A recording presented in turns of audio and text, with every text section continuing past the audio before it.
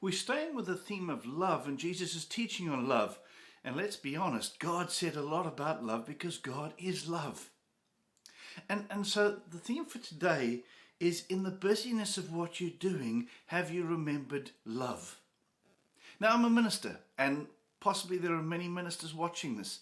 But whether you're a minister or ministering in some way, sometimes we can get so busy doing that we think God's greatest commandment is to go into all the world and preach the gospel. But underpinning that gospel is love. And so Jesus was challenged on this, and he says in Matthew chapter 22, 36 to 38, they said to him, which commandment in the law was the greatest? I like that, in the law. The law doesn't really speak about love, does it? And Jesus said, you shall love the Lord your God with all your heart, with all your soul, and with all your mind. This is the greatest and the first commandment. Now I want to ask you today, are you loving God? This is the act of worship. The act of worship is not what we do. It's not how busy we are. It's not how many committees and ministries we're on. It's not how many street corners we stand on shouting the gospel. It's, do we do it as an act of love?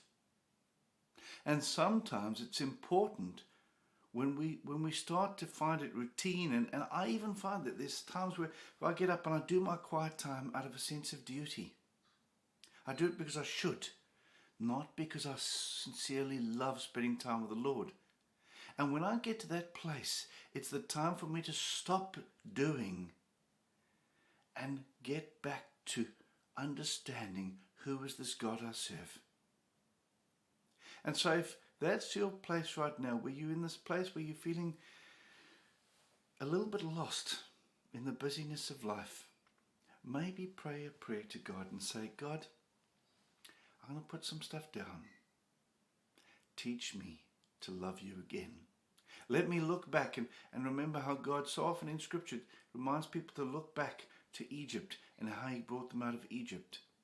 Well, look back and see how God has blessed you in your life.